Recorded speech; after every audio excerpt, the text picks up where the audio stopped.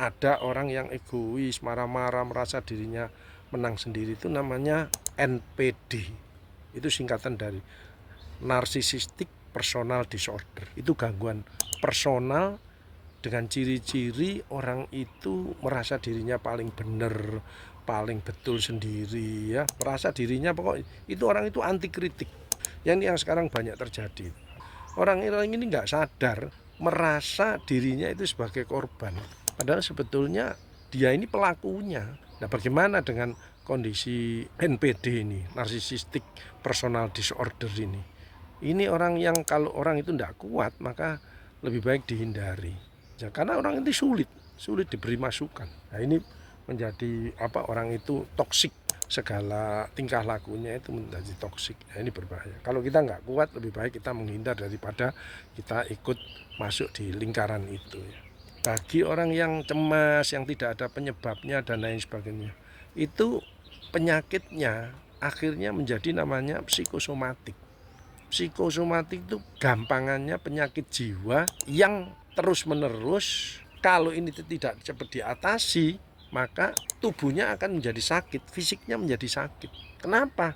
Karena tidak terselesaikan masalah itu. Keluhan-keluhan seperti psikosomatik ini salah satu contohnya adalah jantung berdebar, detaknya tidak teratur, asam lambung meningkat, pusing, mual, badan terasa tidak enak. Tapi sebetulnya kalau dicek laboratorium dia masih normal-normal aja. Jadi jiwanya ini, tapi sudah ada perubahan di dalam tubuhnya.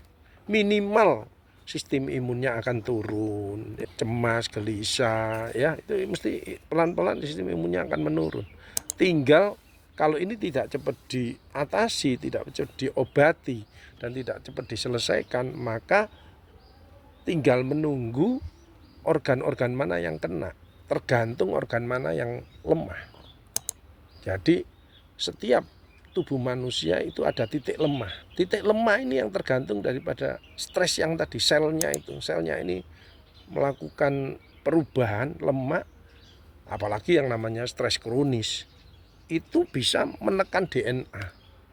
Padahal DNA dalam sel itu merubah sifat daripada sel itu sehingga bisa muncul sel-sel yang abnormal, ya, yang sekarang sering dikatakan sel itu menjadi ganas dan lain sebagainya. Jadi sumber daripada penyakit kanker, ya, itu bisa jadi stres yang kronik. Itu bisa juga dari munculkan penyakit-penyakit yang seperti sekarang, pemicu stroke, darah tinggi, diabetes dan lain sebagainya. Itu akan berubah karena bahwa stres yang kronik itu akan menurunkan sistem kekebalan tubuh semuanya, sehingga hormon-hormon yang keluar dalam tubuh ini hormon-hormon yang negatif, yang itu memicu satu penyakit-penyakit tertentu seperti diabetes itu karena interleukin 6-nya meningkat, ya, kemudian terjadi penyakit degeneratif, osteoporosis, ya, itu karena kortisolnya meningkat, hipertensi dan lain sebagainya, ya, sampai stroke dan lain sebagainya. Itu karena hormon-hormon yang negatifnya itu semuanya. Ya, jadi yang dimaksud sekali lagi bahwa sehat yang sebetulnya itu kita harus bisa mengelola stres, ya, mau gerak, mau olahraga, kemudian kita mau kumpul-kumpul, mau ngobrol, mau komunikasi yang bagus, ya. Kemudian jangan lupa kita harus juga mendekatkan diri pada Tuhannya supaya kita hidup lebih tenang. Keseimbangan 5 dimensi itu akan membuat orang menjadi lebih sehat dan lebih berkualitas.